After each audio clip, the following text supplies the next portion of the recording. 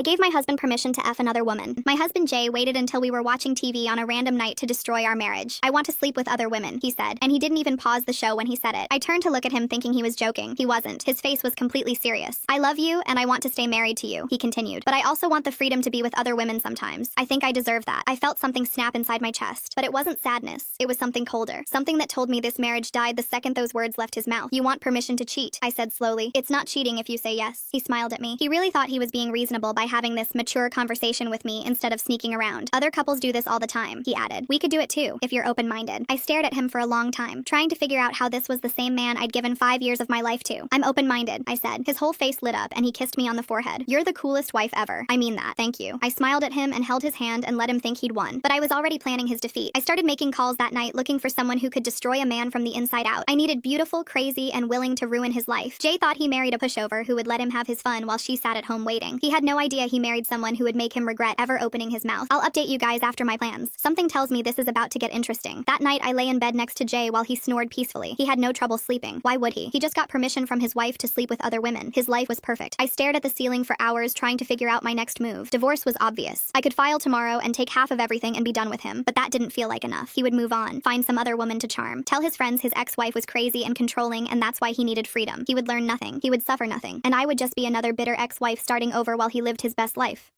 No. I needed him to lose more than a marriage. I needed him to lose his sanity, his peace, his sense of safety. I needed him to experience what it felt like to be trapped with someone who made his life miserable. And then I realized something. Jay wanted other women. So I would give him one. The wrong one. The kind of woman who seems perfect at first, and then slowly reveals herself to be an absolute nightmare. The kind of woman who doesn't let go. Who shows up everywhere. Who makes a man wish he had never spoken to her in the first place. I smiled in the dark for the first time since he opened his mouth. Jay wanted to play games. Fine. I would show him how games are really played. The next morning I called my friend Dana.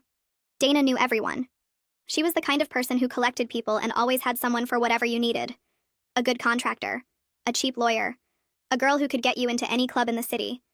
I told her I needed someone specific. What kind of specific? She asked. Beautiful, I said. The kind of beautiful that makes men stupid. And a little bit crazy. The kind of crazy that doesn't show up right away, but once it does, you can't escape it. Dana was quiet for a second. What exactly are you planning? My husband wants to sleep with other women. I'm going to find him one he'll never forget. She laughed. Oh, I have some ideas. Let me make some calls. 2 days later, Dana sent me a list of 5 names. Women she knew who fit the profile. Women who had been burned by men before, and would love the chance to return the favor. I set up interviews at a coffee shop across town where nobody would recognize me. I told each of them to show up at different times. I wasn't sure what I was looking for exactly, but I figured I would know it when I saw it.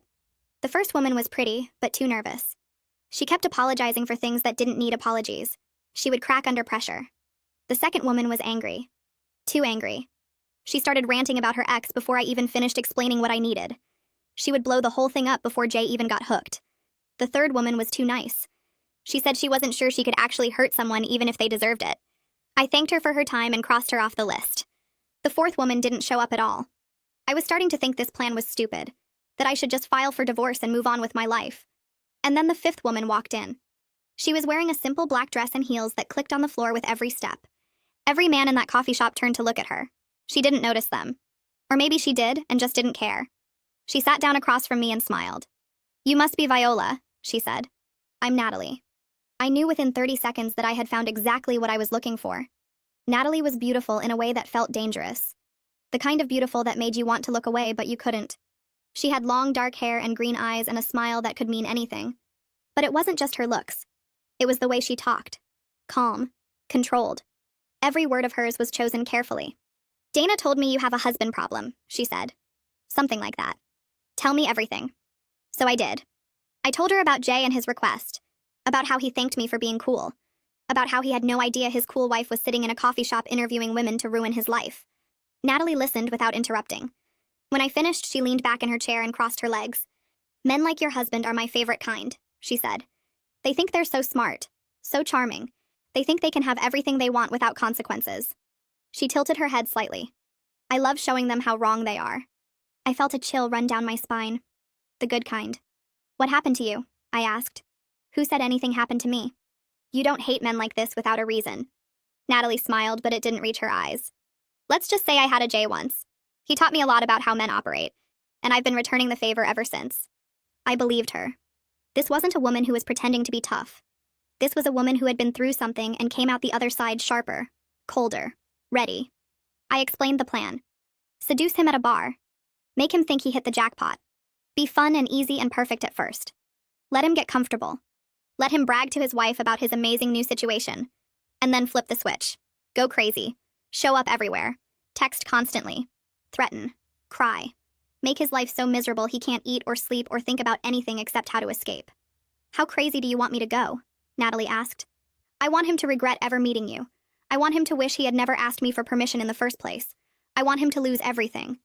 Natalie nodded slowly. I can do that. There's one more thing, I said.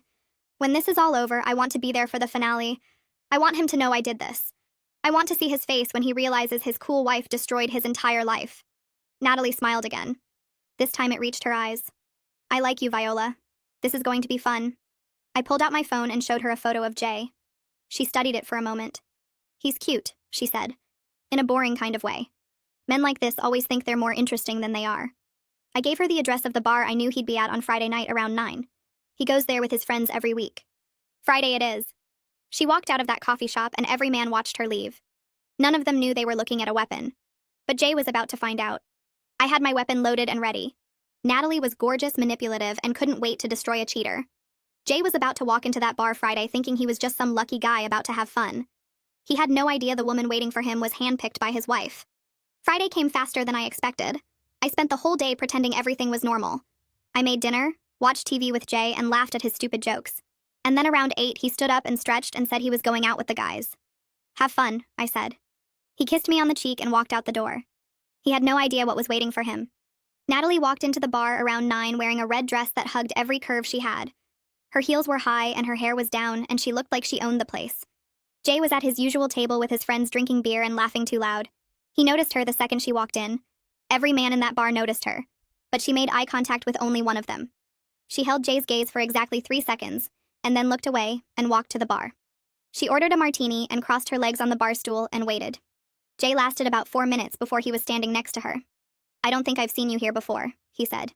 I would have remembered. Natalie turned to face him and smiled slowly. That's your opening line? You would have remembered? I'm just saying you're not exactly forgettable. And you're not exactly subtle. She took a sip of her drink and looked him up and down. But I'll allow it. Jay grinned and leaned against the bar. I'm Jay. Natalie. Can I buy you another drink, Natalie? You can try to impress me with more than just drinks. Jay laughed and signaled the bartender. All right then. What does impress you? Confidence, honesty, a man who knows what he wants and isn't afraid to go after it. Well, lucky for you, I'm all 3 of those things. Are you now? She raised an eyebrow. Prove it. Jay spent the next hour trying to prove it. He told her about his job and made it sound more important than it was. He talked about his car and his apartment and the trip he took to Miami last year. Natalie listened and nodded and asked all the right questions. She made him feel fascinating. She laughed at his jokes like they were actually funny. She touched his arm when he said something she liked. And every time she touched him, Jay leaned in a little closer. So what do you do? He asked her eventually. I'm in freelance. I like the freedom. Freedom is good. I respect that. Do you? You seem like the type who plays it safe. Me? No way. I take risks all the time. Like what? Jay paused and she could see him trying to come up with something impressive. Like coming over here to talk to you. That was a risk. Was it though? You saw a woman sitting alone and you walked over. That's not a risk. That's just being a man with eyes. Okay, fine. What would you consider a risk? Natalie leaned in close enough that he could smell her perfume. Asking me to get out of here with you. That would be a risk. Jay's eyes went wide. Are you serious? I don't know. Are you brave enough to find out? He stared at her for a long moment and she could see the gears turning in his head. He was calculating the odds and weighing the options and trying to figure out if this was really happening. Let's go, he said. Natalie smiled and grabbed her purse. I thought you'd never ask. They didn't make it to his car before he kissed her. He pushed her against the wall outside the bar and kissed her like he had been waiting his whole life for this moment. Natalie kissed him back with equal intensity and ran her fingers through his hair. When they finally pulled apart, Jay was breathing heavy. My place or yours? He asked. Yours is too far. There's a hotel 2 blocks from here. How do you know where I live? I don't. I just know I can't wait that long. They checked into the hotel room and didn't leave until 2 in the morning. Jay drove home with a smile on his face that he couldn't wipe off. He had no idea that Natalie was already texting me every detail.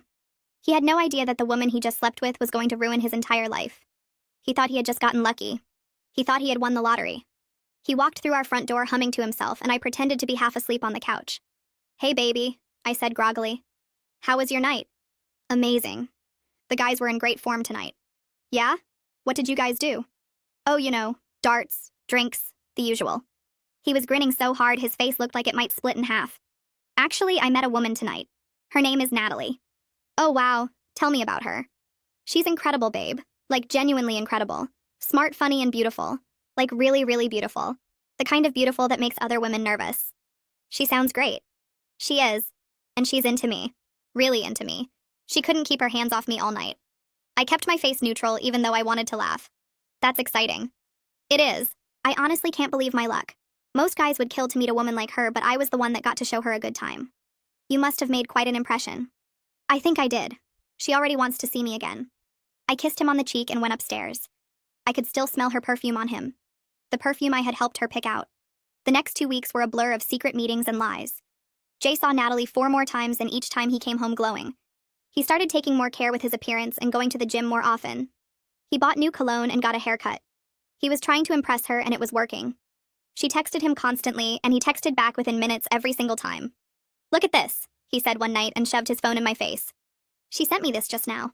It was a photo of Natalie in a black dress standing in front of a mirror. "She's getting ready for our date tomorrow. She wanted my opinion on the dress." "She looks nice." "Nice? She looks like a model. And she's mine." He put his phone away and shook his head in disbelief. "I still can't believe this is my life." He continued. "Natalie is just different from other women. She doesn't nag or complain or make everything into a big deal. She just wants to have fun. No drama, no expectations." "That's great, baby. I'm glad you found someone who makes you happy." "And she's wild too. Like really wild. The things she does would make you blush." He laughed and took a bite of his toast. "I feel like I'm living a double life. Stable, loving wife at home and this crazy, passionate thing on the side. It's literally the best of both worlds." "Sounds perfect." "It is perfect. I keep waiting for something to go wrong, but it never does. It's like the universe is finally giving me what I deserve." I smiled and squeezed his hand. "You do deserve to be happy, Jay. That's all I've ever wanted for you." He looked at me with so much love in his eyes that I almost felt bad for what I was about to do. Almost. "You know what I love most about this whole thing?" he said. "You. The fact that you're okay with all of this. Most wives would lose their minds, but you actually want me to be happy. You're 1 in a million, babe. I hit the jackpot twice." "That's sweet of you to say." While Jay was living his fantasy, I was building the case that would end it. I met with my divorce lawyer Ingrid 3 times that month. Her office was cold and clean, and she had the kind of smile that made you glad she was on your side. "Show me what you have," she said during our second meeting. I slid a folder across her desk. Inside were screenshots of every text message between Jay and Natalie, photos he had sent her, hotel receipts I had printed from our joint credit card, a timeline of every night he had told me he was with the guys when he was really with her. Ingrid flipped through the pages and her smile got wider with everyone. He used a joint card for the hotel rooms? 3 times, $200 each time. And these texts? He sent all of these? Every single one. Natalie forwarded them to me after each conversation. "Your husband is an idiot." "I know." Ingrid closed the folder and leaned back in her chair. "With this evidence, we can take him for everything. The house, the savings, his retirement fund. He won't have a leg to stand on. That's what I want. I want him to walk away with nothing. Then that's what we'll do." I met with Natalie the same day at a coffee shop across town. She was wearing jeans and a sweater and looked nothing like the woman who had seduced my husband 2 weeks ago. "He's completely hooked," she said. "He texts me good morning and good night. He talks about taking me on a trip somewhere warm. He's already making plans for the future." "Perfect. Let him keep dreaming." "When do we move to the next phase?" "Soon. I need a few more weeks to finalize everything with my lawyer. And then you flip the switch." Natalie stirred her coffee and smiled. "I've been looking forward to this part. Just remember what we discussed. We're not just breaking his heart. We're breaking his entire life. I want him to feel what it's like to be trapped. I want him to regret ever asking me for permission to cheat." Natalie raised her coffee cup. "To making him regret everything." I clinked my cup against hers. While Jay bragged about his amazing life, I was meeting with my lawyer finalizing every detail of his destruction. He actually thanked me again for being so understanding. Soon Natalie would flip the switch and show him what happens when you disrespect your wife. He kept calling himself the luckiest man alive. He was about to learn that luck always runs out. Stay tuned for tomorrow's update. After I finalized things with my lawyer, I didn't know when I wanted Natalie to take things up a notch until Jay came home from work. He walked through the door whistling and twirling his keys and grinning like he was God's gift to women everywhere. Something about his stupid face made me want to scream. I hated him. I hated the way he ate and the way he breathed and the way he existed in my space like he deserved to be there. I hated that he got to walk around feeling like the luckiest man alive while I played the role of supportive wife. I was done waiting. I was done being patient. And I wanted to watch his perfect little life burn to the ground, and I wanted it to happen now. I excused myself to the bathroom and pulled out my phone. Start tomorrow, I texted Natalie. Go nuclear. She replied with a single word. Finally. The next morning, Jay's phone buzzed once during breakfast, then twice, then 3 times. By the time he finished his coffee, it had buzzed over at 20 times. Someone's popular, I said without looking up from my newspaper. Jay stared at his phone with his eyebrows scrunched together. It's Natalie. She's asking why I didn't text her good morning yet. Did you forget? I literally woke up 20 minutes ago. His phone buzzed again, and again, and again. She seems upset, I said. I don't understand. She's never been like this before. He started typing a response and his phone buzzed 6 more times before he could finish. I watched him read each message and watched his face change from confused to concerned to something close to scared. What's she saying? I asked. She wants to know where I am. She wants to know who I'm with. She's asking if I still love her. He looked up at me. We've been seeing each other for 3 weeks. I never said I loved her. Maybe she caught feelings. This is insane. She sent me over 100 texts before I even finished my eggs. His phone started ringing. Natalie's name flashed on the screen. Jay stared at it like it might bite him. Aren't you going to answer? I asked. He let it ring. It stopped. Then it started again immediately. And again. And again. Jay finally answered on the 5th call. Hello? I could hear Natalie's voice through the phone even from across the table. She was crying. Why didn't you answer? Why aren't you texting me back? Are you with someone else? Do you not want me anymore? Natalie, calm down. I just woke up. I was having breakfast. With who? Who are you having breakfast with? Is she there? Is your wife there? Yes, my wife is here. I live with her. We talked about this. I can't do this, Jay. I can't share you. I thought I could, but I can't. I need you. I need all of you. Jay stood up and walked into the other room. I could still hear him trying to calm her down. His voice was soft and patient at first, then frustrated, then desperate. He came back 20 minutes later looking like he had aged 5 years. Everything okay? I asked sweetly. Fine. Everything's fine. It was not fine. Over the next 3 days, Natalie sent Jay over 400 text messages. She called him during meetings. She called him during dinner. She called him at 2 in the morning crying about how she couldn't sleep without hearing his voice. Jay started keeping his phone on silent. Then he started leaving it in his car. Then he started flinching every time it made any sound at all. Maybe you should talk to her, I suggested one night. Set some boundaries. I've tried. She doesn't listen. She just cries and says she can't live without me. That sounds intense. It's a nightmare. I don't know what happened. She was so cool and laid back, and now she's like a completely different person. I reached over and rubbed his shoulder. I'm sorry, baby. That must be really stressful. It is. I think I need to end it. Are you sure? You seemed so happy with her. That was before she lost her mind. He put his head in his hands. How do I even do this? How do I break up with someone who threatens to hurt herself every time I try to leave? Just be honest with her. Tell her it's not working out. You make it sound so simple. It is simple. You just have to do it. Jay nodded slowly. You're right. I'll do it tomorrow. I'll meet her somewhere public and end it clean. He had no idea there was no clean ending to this story. Jay met Natalie at a coffee shop the next afternoon. He chose somewhere public because he thought that would keep things calm. He was wrong. Jay sat down across from her and took a deep breath. We need to talk, he said. Natalie smiled. I know. I've been thinking about us too. I think we should take things to the next level. I want to meet your friends, your family. I want everyone to know about us. That's actually what I wanted to talk about. I think we should slow down. Slow down? Or maybe stop, completely. Natalie's smile disappeared. What are you saying? I'm saying this isn't working for me anymore. You're a great person, but the texting and the calls and the intensity, it's too much. I need some space. Space. She repeated the word like she didn't understand it. You want space from me. I think it's for the best. Natalie was quiet for a long moment. Then she started laughing. Not a happy laugh. A broken laugh. The kind of laugh that makes everyone in a coffee shop turn and stare. You think you can just throw me away? She said. After everything we shared? After everything you promised me? I never promised you anything. You told me I was special. You told me you'd never met anyone like me. You told me you were falling for me. I was caught up in the moment. I didn't mean. You didn't mean it? Her voice was getting louder. You didn't mean it? Natalie, please keep your voice down. Don't tell me to keep my voice down. Don't you dare tell me to keep my voice down. She stood up so fast her chair fell over. You used me. You made me fall in love with you and now you want to throw me away like garbage. That's not what I'm doing. Then what are you doing, Jay? Explain it to me. Make me understand why the man who couldn't keep his hands off me 2 weeks ago suddenly wants space.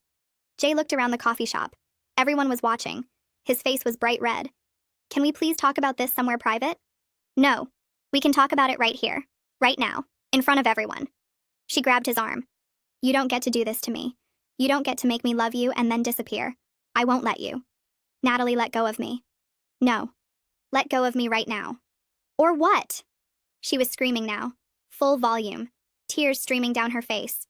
What are you going to do, Jay? Hit me? Call the cops? Go ahead. Tell them your side of the story. Tell them how you seduced me and used me and threw me away when you got bored. Jay yanked his arm free and practically ran out of the coffee shop. Natalie stood there watching him go with mascara running down her cheeks. Then she turned to the crowd that had gathered and smiled through her tears. Don't worry, everyone. He'll come back. They always come back. He did not come back. But Natalie came to him. She showed up at his office the next day. Jay was in a meeting with his boss and 3 coworkers when the receptionist knocked on the conference room door.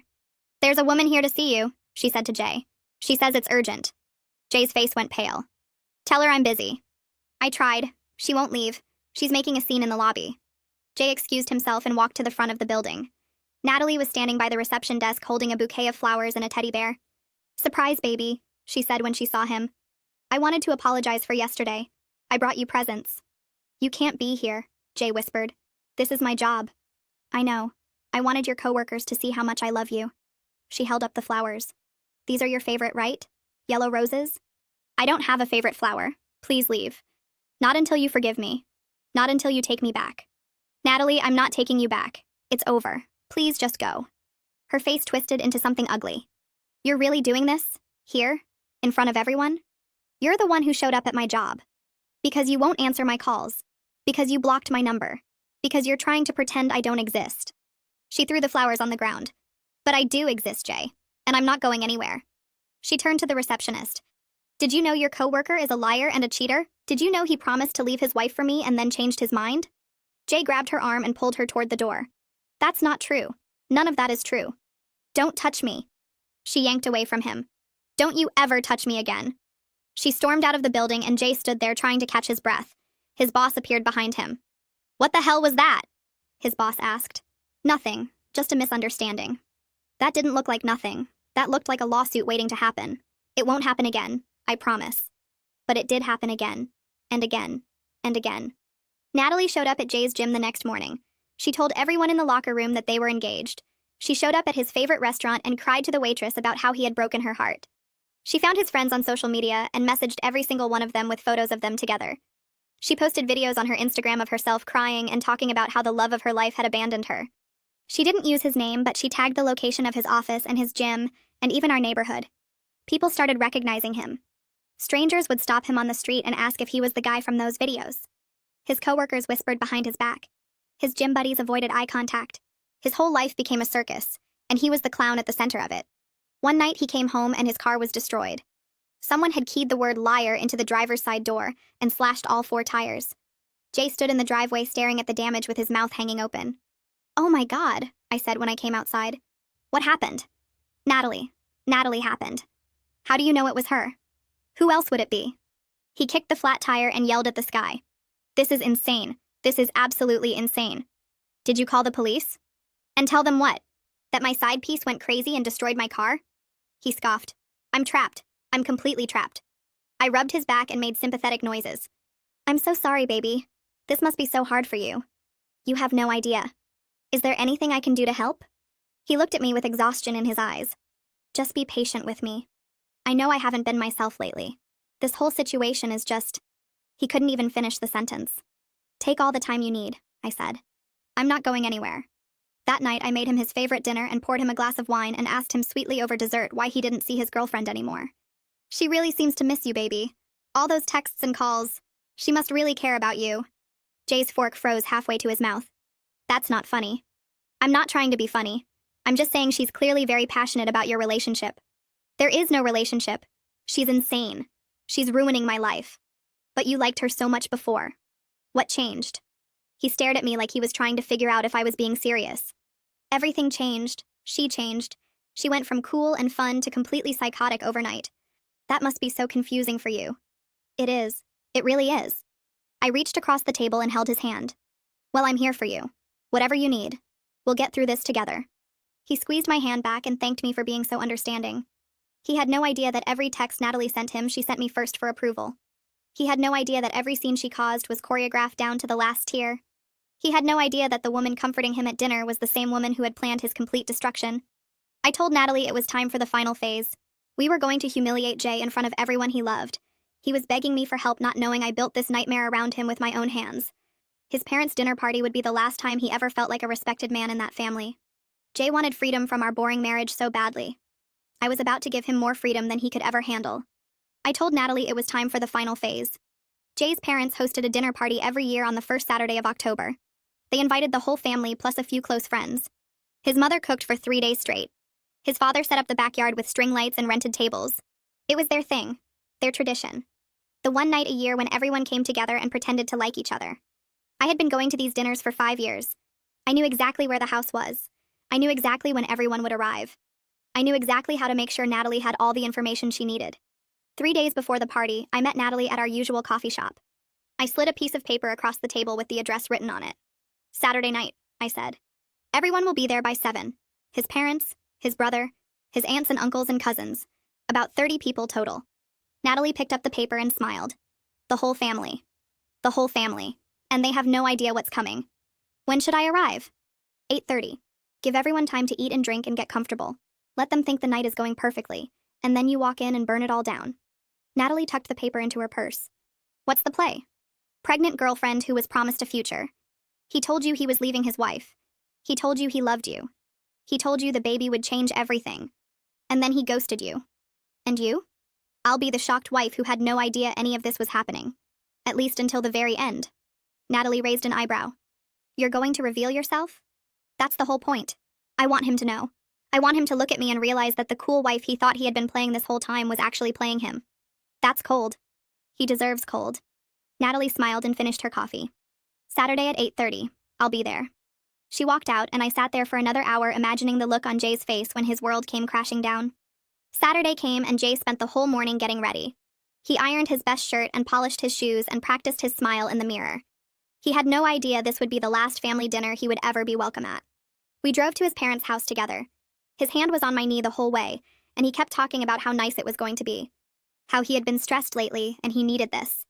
How being around family always reminded him what was important. I nodded and smiled and counted down the hours. The party was exactly what I expected. His mother had made enough food to feed an army. His father was already 3 beers deep and telling the same stories he told every year. His brother Anton was showing off pictures of his new boat. His aunts were gossiping in the corner, and his cousins were playing cards at the kids' table, even though most of them were in their 20s. Jay worked the room like a politician. He shook hands and kissed cheeks and laughed at jokes that weren't funny. He was charming and likable, and everyone adored him. I stood by the punch bowl and watched him perform. I wondered how many of these people would still adore him in 2 hours. By 8 o'clock, everyone had eaten, and the energy in the room was warm and relaxed. Jay's mother was bringing out dessert. His father was setting up the projector for his annual slideshow of family photos. Jay was sitting on the couch between his brother and his uncle telling some story about a client at work. He looked happy. Genuinely happy. Like he had forgotten all about Natalie and the chaos of the past few weeks. Like he thought the storm had passed and he was safe now. I checked my phone. 8:27. 3 more minutes. I excused myself to use the bathroom and locked myself in. I stared at my reflection in the mirror and took a deep breath. This was it. 5 years of marriage. 5 years of giving everything I had to a man who asked me for permission to cheat. 5 years that ended with him thanking me for being cool while he planned to use me as a safety net. I heard the doorbell ring at exactly 8:30. Natalie was nothing if not punctual. I came out of the bathroom just in time to see Jay's mother open the front door. Natalie stood on the porch in a tight black dress that showed off a small but visible baby bump. She had a pillow stuffed under there. We had practiced it together. She looked stunning and devastated and absolutely unhinged all at the same time. "Can I help you?" Jay's mother asked. "Hi, Mrs. Wallace. I'm Natalie. I'm here to see Jay." The room went quiet. Every head turned toward the door. Jay's face went white. "Natalie," he said. His voice cracked on her name. What are you doing here? I needed to see you, baby. You haven't been returning my calls. She pushed past his mother and walked into the living room. Her eyes scanned the crowd and landed on me. Oh, your wife is here. Hi, Viola. I've heard so much about you. I played my part perfectly. Who is this Jay? Nobody. She's nobody. Natalie, you need to leave right now. Nobody? Natalie's voice broke. I'm nobody? After everything we shared? After everything you promised me? Jay's father stood up from his chair. Son, what is going on here? Dad, it's nothing. She's just some crazy woman who's been stalking me. I'm calling the police. Stalking you? Natalie laughed bitterly. Is that what you're calling it now? Because that's not what you called it when you were sneaking out of your house to meet me at hotels. That's not what you called it when you told me you loved me. When you told me you were going to leave your wife for me. Jay's mother put her hand over her heart. Jay, is this true? No, absolutely not. She's lying. She's insane. I have proof, Natalie said. She pulled out her phone and held it up. I have every text message, every photo, every voicemail you left me at 2 a.m. telling me how much you missed me. She started reading out loud. I can't stop thinking about you. My wife has no idea. You're the best thing that ever happened to me. I wish I had met you first. Jay lunged for the phone, but his brother grabbed him and held him back. Let her talk, Anton said. His voice was cold. I want to hear this. Anton, please. She's making this up. Then why do you look like you're about to pass out? Natalie continued reading. I'm going to leave her soon. I just need time. We'll be together. I promise. You and me and our baby. Jay's aunt gasped. Baby? What baby? Natalie put her hand on her stomach. The fake bump pressed against her dress. I'm pregnant, she said. 9 weeks. Jay is the father. He told me he was going to leave his wife and raise this baby with me. But then he stopped returning my calls. He blocked my number. He pretended like I didn't exist. The room exploded. Jay's mother started crying. His father was yelling about how he didn't raise his son to be a cheater. His aunts were whispering furiously to each other. His cousins had abandoned their card game and were filming everything on their phones. This isn't happening, Jay kept saying. This isn't happening. She's lying. She's crazy. Someone please believe me. I believe you, his uncle said. Like I believed your brother when he said the same thing about his first wife. Like I believed your father when he said the same thing about the secretary. You Wallace men are all the same. You can't keep your pants zipped and then you blame the women for being crazy. Uncle Dario, this is different. It's not different. It's never different. Natalie was still standing in the middle of the room with tears streaming down her face. I gave you everything, she said to Jay. I believed every word you said. And you threw me away like garbage. You threw our baby away like garbage. There is no baby, Jay shouted. You're not pregnant. This is all fake. You're doing this to ruin my life. Why would I ruin my own life just to hurt you? I'm pregnant, Jay. I took 3 tests. I went to the doctor. This is real. This is happening. And you need to take responsibility. Jay's mother stepped forward. Her face was wet with tears and her hands were shaking. Is this true, Jay? Did you cheat on Viola? Did you get this woman pregnant? Mom, please. You know me. You know I would never. I don't know anything anymore. I don't know who you are. The son I raised would never do something like this. I'm the same person I've always been. No. The son I raised had integrity. The son I raised respected his wife. The son I raised would look me in the eye and tell me the truth. She grabbed his face with both hands.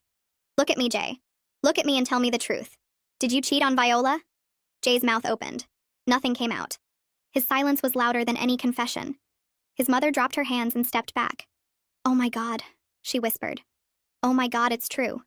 Mom, don't. She held up her hand. Don't say another word to me. I can't even look at you right now. She walked out of the room and his father followed her. I could hear her sobbing in the kitchen. Jay stood there with his whole family staring at him like he was a stranger.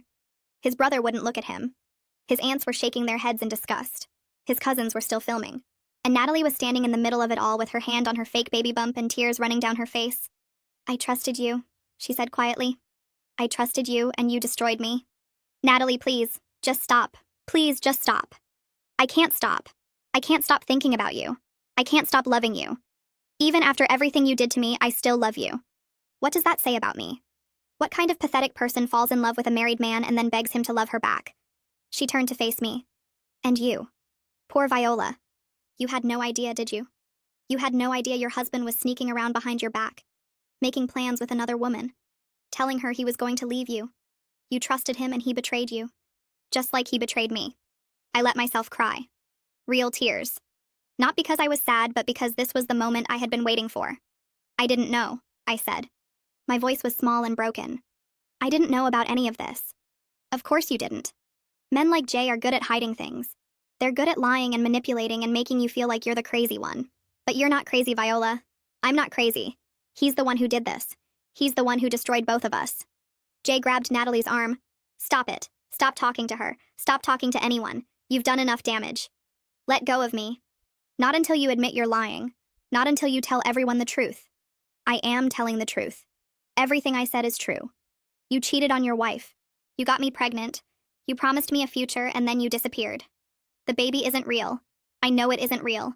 You're wearing a pillow under your dress. Natalie slapped him so hard the sound echoed through the room. How dare you, she screamed. How dare you accuse me of faking a pregnancy? What kind of monster do you think I am? The kind of monster who shows up at a family dinner to ruin my life. You ruined your own life, Jay. You ruined it the moment you decided to cheat on your wife. I'm just making sure everyone knows what kind of man you really are. The room was chaos. Everyone was yelling. Jay's father came back from the kitchen shouting about how Jay had disgraced the family.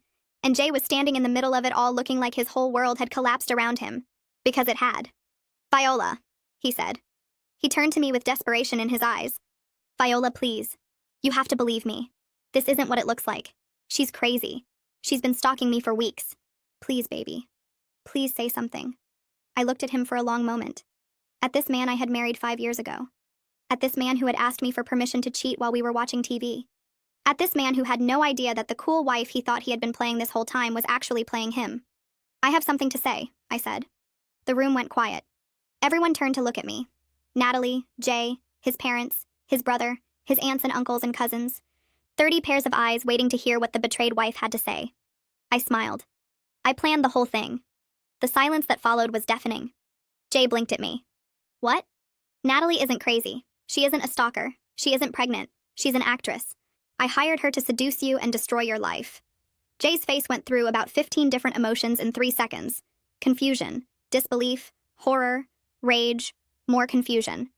That's not possible. It's very possible. Remember that night you came home from the bar telling me about the incredible woman you met? The one who was smart and funny and beautiful? The one you couldn't believe was into you? I walked toward him slowly. I sent her. I told her what bar you'd be at. I told her what time you'd be there. I told her exactly what to say to make you fall for her. No. Yes. Every text she sent you? I approved it first. Every scene she caused at your job and your gym and your favorite restaurant? Planned. Every tear she cried? Fake. The pregnancy? A pillow. The whole thing was fake, Jay. Except for one part. I stopped right in front of him. Close enough to see the sweat on his forehead. Close enough to smell the fear coming off him in waves. The part where you cheated on your wife was real. The part where you used a joint credit card to pay for hotel rooms was real. The part where you bragged to me about how lucky you were to have a cool wife and an amazing girlfriend at the same time? That was very real. And that's the part my divorce lawyer is going to use to take everything you own. Jay's mother had stopped crying. His father had stopped yelling. The whole room was frozen. You did this, Jay whispered. You did all of this. You did this. You asked me for permission to cheat, Jay. You looked me in the eye and told me you wanted to sleep with other women. You thought I was going to sit at home like a good little wife while you had your fun. I shook my head. You married the wrong woman. I don't get sad. I get even. Natalie walked over and stood next to me. She dropped the broken girlfriend act and smiled at Jay with complete satisfaction. It was nice meeting you, Jay. You were even easier to fool than we thought you'd be. She walked out the front door without looking back. Jay stood there with his mouth hanging open and his family staring at him. Nobody moved. Nobody spoke. His mother finally broke the silence. Viola, she said. Her voice was strange, not angry, almost impressed. Did you really do all of that? Every single bit of it. Why? Because he deserved it. And because I wanted him to know what it feels like to be played by someone you trust. If they expected me to feel sad or apologize, they were crazy. I picked up my purse from the couch and walked toward the door. I stopped and turned back one last time. The divorce papers will be ready on Monday. I'm taking the house, the car, half of everything you have. And based on what just happened here tonight, I don't think anyone in your family is going to fight me on it. I looked at his parents, his brother, his aunts and uncles. Every single one of them looked at Jay with disgust. Not one of them moved to defend him. Goodbye, Jay. Thanks for asking me for an open marriage. It was the best thing you ever did for me. I walked out of that house and into the cool October air. Behind me, I could hear Jay screaming my name. But I just got in my car and drove away.